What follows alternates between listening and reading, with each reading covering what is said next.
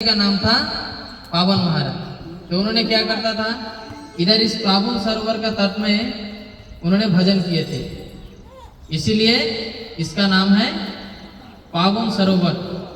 जब नंद बाबा यशोदा माँ उन्होंने सोचे थे हाँ हम सारे तीर्थों में स्नान करने के लिए जाएंगे, तब भगवान ने बोला मैं सबको इधर ही बुला देता हूँ। तो सब तीर्थ इस कुंड में विराजमान है। तो ये कुंड अपने को देख रहे हैं, हमारे तो आँख नहीं है, हम तो अंधा है, तो इसीलिए हमको देख रहे हैं सरोवर जैसा, लेकिन ये सरोवर नहीं है, सारे तीर्थ इधर विराजमान है। आप जो पानी लिए, जो आचमन किए, शास्त्र में वर्णन आता है जो इसका कृष्ण प्रेम मिलने वाला है। निताय गौर प्रेमानंदे हरि हरि बोल। कौन कौन लेना नहीं चाहते एक हाथ उठाओ। एक जन आप नहीं लेना चाहते? सुने नहीं सही से। तो ये है पावन सरोवर, ठीक है। इसके बाद हम और भी इधर की महिमा है कि इधर सनातन गोस्वामी भजन करता था। उस दिन रह के सनातन गोस्वामी इधर रहता था और रूप गोस्वामी टेर कदम में भजन करता था। दोनों इधर से उधर दोनों मिलते थे बीच बीच में। तो वहाँ का रास्ता थोड़ा कटा हुआ है, कुछ काम चल रहा है। अगर रास्ता सही हो तो बस जा पाएगा, अगर नहीं हो तो नहीं जा पाएगा, ठीक है। तो उसका कथा बताते हैं। इसके बाद जाएंगे हम नंदगांव, अभी प्रसाद लेके नंदगांव चलेंगे। अभी थोड़ा भूख लग गया ना, थोड़ा पहाड़ में चलना है, इसीलिए पहले खिलाएंगे फिर चलेंगे। तो नंदगांव, तो वहाँ हम जाएंगे, उधर दर्शन होगा कृष्ण बलराम का और नंद बाबा यशोदा माँ का और पूरा नंदगांव का। कितना बड़ा गांव है, आप छत में जाएंगे हम सब, वहाँ से देख पाएंगे। तो वो जो पर्वत है, उस पर्वत का नाम है नंदीश्वर पर्वत। क्या नाम है? नंदीश्वर पर्वत। जब भगवान ब्रज में प्रकट हुए तब महादेव, ब्रह्मा जी, विष्णु तीनों आए, बोले हम आपका क्या सेवा कर सकते हैं, क्या सेवा हम करेंगे बताइए। तो उन्होंने बोला हम आपको ही धारण करेंगे अपना सिर में। तो इसीलिए महादेव बन गया नंदीश्वर पर्वत, ब्रह्मा जी बन गया वो बरसाना में। हम जो जाएंगे, जो पर्वत है उसका 4 मस्तक है, उस 4 मस्तक पे 4 मंदिर है। एक बरसाना लाडली जी मंदिर, दानगढ़, मानगढ़, मयूरकुटी, ये 4 मंदिर है बरसाना के ऊपर। फिर भगवान विष्णु बन गया, एक तो बोलते हैं विलासगढ़ के रूप में और गोवर्धन के रूप में, ठीक है। तो यहाँ तीनों ब्रह्मा विष्णु महेश तीनों आ गए भगवान का संग करने के लिए। तो उस नंदीश्वर पर्वत के ऊपर हम जाएंगे। कृष्ण बलराम, कृष्ण कौन सी कलर के दिखते हैं? श्याम, श्याम वर्ण। श्याम। और बलराम गौर वर्ण, गोरे बनने के। तो वहां हम जाएंगे, दोनों को काला देखेंगे, कृष्ण भी काला और बलराम भी काला। क्यों ना, जब गोकुल से भगवान नंदगांव आए थे, पूरा गोकुलवासी इधर नंदगांव में शिफ्ट हो गए थे, तब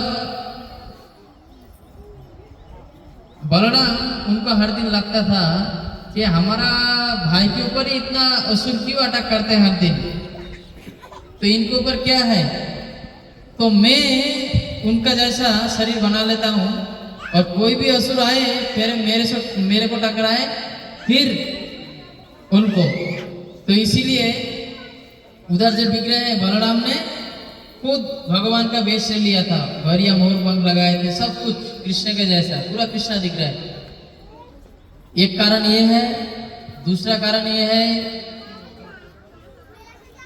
कृष्ण बलराम जब खेलने जाते थे तो कृष्ण हर दिन झगड़ते थे किसी न किसी के साथ, नहीं तो बलराम के साथ झगड़ते थे, नहीं तो कोई उनका सखा से किसी न किसी से झगड़ के आते थे, पहले ही आ जाते थे। तो तब माता उनको शांत करने के लिए उनका स्तन पान कराता था।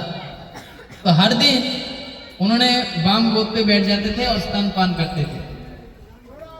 तो बलराम ने ये बहुत दिन देखा क्या है वाम स्तन में। जब कृष्ण आते हैं तब वो वाम स्तन पान करते हैं, मतलब वो ज्यादा शक्तिशाली हो जाएगा, उसमें तो कुछ बात है। तो उन्होंने क्या किया, एक दिन भगवान कृष्ण का जैसा वेश धारण किया और धारण करके आ गया पहले, फिर वो बाम गोदी में आ गए और स्तनपान करने लगे। कुछ देर बाद कृष्ण भी जाकर के आ गया। फिर बलराम ने देखा कृष्ण आ गया तो उन्होंने अपना वेश बदल नहीं पाया। तो इसीलिए कृष्ण भी काला है, बलराम भी काला है। ये दो लीला वहां का बताया जाता है। तो उसके बाद हम जाएंगे टेर कदम और आशीषद महादेव। तो टेर कदम वहां पे टेर मतलब पुकारना। तो माता लोग क्या करते थे, सुबह जब निकलते थे सब बछड़ा गाय बछड़ा चराने के लिए, तब उनको एक पोटली में खाना बांध देता था, पैकिंग।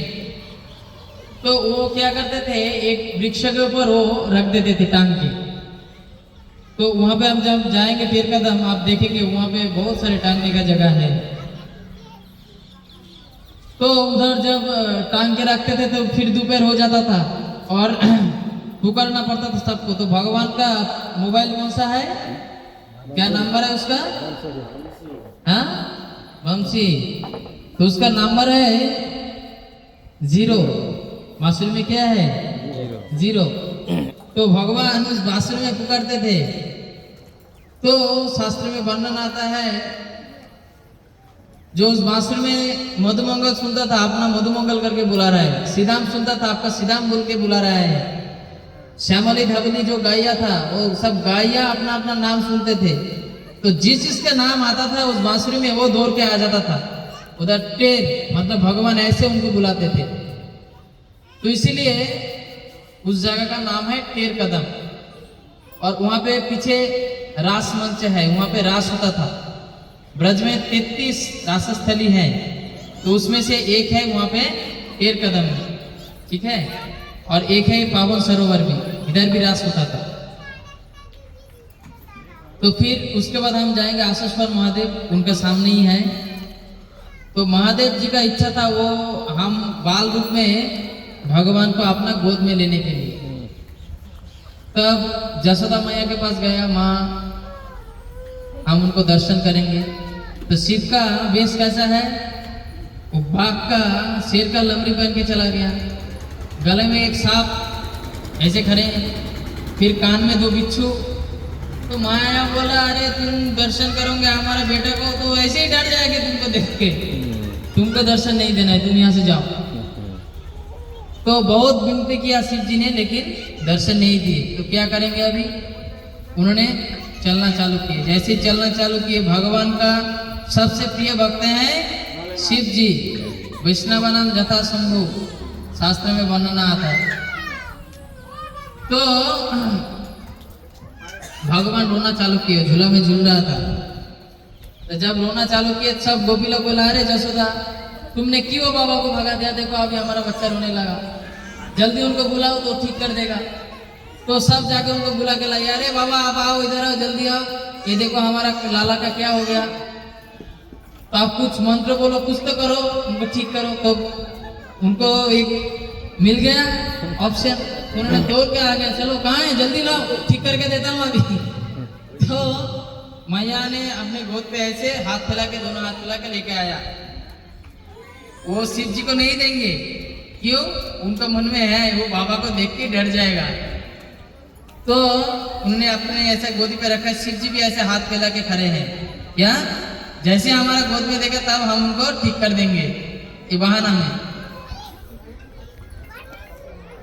तब माँ यशोदा ने उन्होंने तो ठान ले लिया था हम नहीं देंगे। तो जैसे ही शिव जी का दर्शन हुआ तो भगवान चुप हो गए और शिव जी ऐसे हाथ फैला के खड़े हैं, लेकिन मैया ने उनको नहीं दिया गोद में। तो शिव जी का ये आशा रह गया था, अभिलाष रह गया था कि हम गोद में लेंगे, कि उनको तो देखते हैं भगवान के रूप में, तो बड़े हैं, बच्चे में तो कभी गोद में लिए नहीं, उनका ये आशा रह गया। तो फिर सोचे कभी ना कभी लेंगे, इसी आशा में अभी तक उधर शिव जी बैठे हैं। तो उनका नाम है आशीश्वर महादेव। तो शिव जी हमको हर टाइम शिक्षा देते हैं, यह है पॉजिटिव थिंकिंग।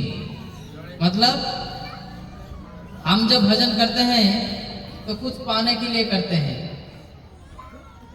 जब आपको भजन करते हैं हम, तो अगर कुछ पाने के लिए हम करेंगे मिल जाएगा।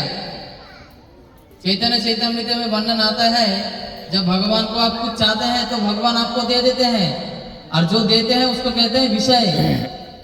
आपको विषय देके भुला के रखेगा, खुद को नहीं देगा। अगर तुम निर्मत्सर होके भजन करोगे, हमको कुछ नहीं चाहिए, तो आपको सब कुछ मिलने वाला। अगर हमको सब चाहिए, ये चाहिए, वो चाहिए, वो भी चाहिए, नहीं मिलने वाला। समझ रहे हैं? तो उसके बाद हम चलेंगे बरसाना। तो बरसाना में उधर लाडली जी मंदिर है। तो ये बरसाना जो है ये विश्वभानु राजा के घर है। तो राधा रानी को जो मिले थे विश्वभानु महाराज, वो है रावेल गांव। वहां हम जाएंगे 1 तारीख को। तो उधर प्रकट हुआ था राधा रानी का। तो जैसे विश्वभानु राजा को खबर मिला, सब मिलकर उधर गए। बोले एक अद्भुत सा बच्चा प्रकट हुआ, देखो लाली कौन है। तो उनका अंग से इतना ज्योति निकल रहा है और वो इतना सुंदर है, आज तक इतिहास में ऐसे सुंदर हमने किसी बच्चे को नहीं देखे। तब जल्दी चलो विश्वभानु महाराज को बुला के लेके गए। और विश्वभानु जी जाके देखा इसको हम ही लेंगे, तो उन्होंने लेके आया। तब जब उसको लेके आया, ऊपर से पुष्प वर्षा हो रहा है, एक अद्भुत। तो बरसाना का पहले का नाम था विश्वभानुपुर। क्या नाम था? विश्वभानुपुर। तो फिर राधा रानी जब इधर आया तब आनंद बरसने लगा, तो इसीलिए पहले नाम बोलते थे बरसना। तो धीरे धीरे धीरे धीरे उसका नाम आ गया बरसाना। तो हम जाएंगे बरसाना में, लाडली जी का दर्शन करेंगे। फिर हम जाएंगे वैष्णवी शक्तिपीठ, उधर जाके प्रसाद लेंगे। उसके ऊपर हमारा कमरा है, वहां जाके आराम करेंगे।